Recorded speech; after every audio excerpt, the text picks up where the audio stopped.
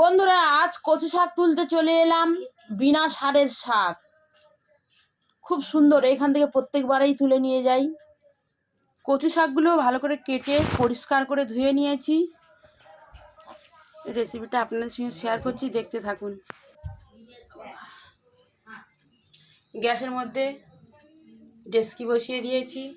গরম জলটা ফুটে গেলে একটু নুন দিয়ে দেবো। গরম জল ফুটে গেছে, একটু নুন দিয়ে দেবো,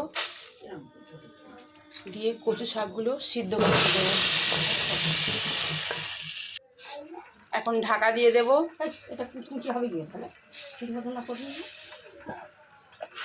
এখন ঢাকা দিয়ে দেবো। এখন একটু ঢাকনা খুলে নাড়াচাড়া করে দেব, নালে তলায় লেগে যেতে পারে। বারবার উল্টে দিতে হবে। কচু শাকগুলো প্রায় হাফ সিদ্ধ হয়ে গেছে।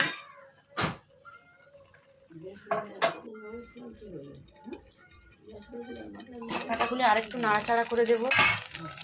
বাবা, কত জল উঠেছে কচু শাকের মধ্যে। এটা গ্যাসে বলে তো, তাই প্রচুর জল উঠে গেছে। কচু শাকগুলো প্রায় সিদ্ধ হয়ে এসেছে, খুব সুন্দর সিদ্ধ হয়েছে।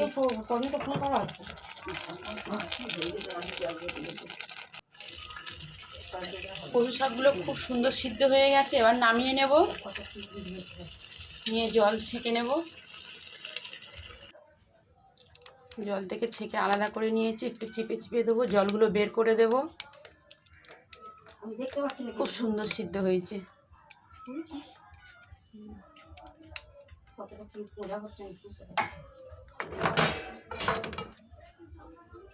কড়াই গরম হয়ে গেছে,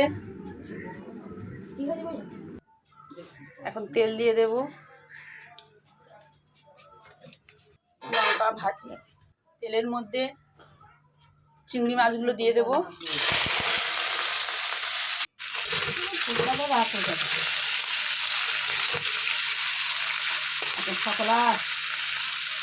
চিংড়ি মাছের মধ্যে সামান্য নুন দেব, অল্প পরিমাণ মতন হলুদ দেব,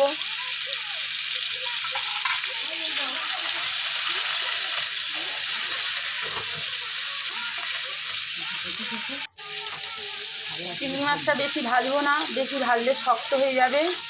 একটু হালকা ভেজে তুলে নেব। এখন তুলে নেব চিংড়ি মাছগুলো। কড়াই বসিয়ে দিয়েছি, কড়াই গরম হয়ে গেছে। এখন তেল দিয়ে দেব।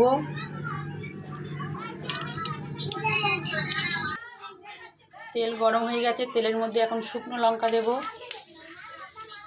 তেজপাতা দেব। এখন তেজপাতাগুলো এখন দিয়ে দেব। এখন কালো জিরে দেব, আদা বাটা দেব,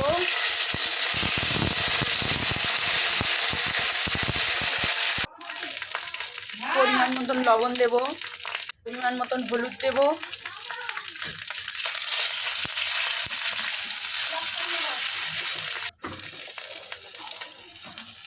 সিদ্ধ করে ছেঁকে রাখা কচু শাক দিয়ে দেবো। এখন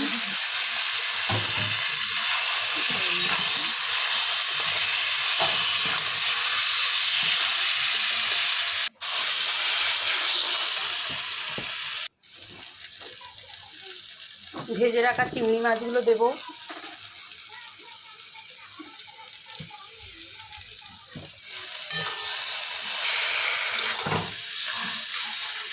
তবে এখন ইলিশ মাছ বাড়িতে আসেনি, দাম আকাশ ছোঁয়া, তাই একটু চিংড়ি মাছ দিয়ে বানাচ্ছি। কচুর শাক স্বাদে অতুলনীয়, খেতে অতুলনীয়, গুণে অতুলনীয়।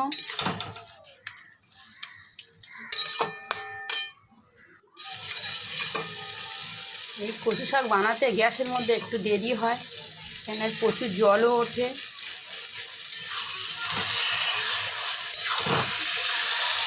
একটু সময় লাগে বেশি। প্রায় হয়ে এসেছে।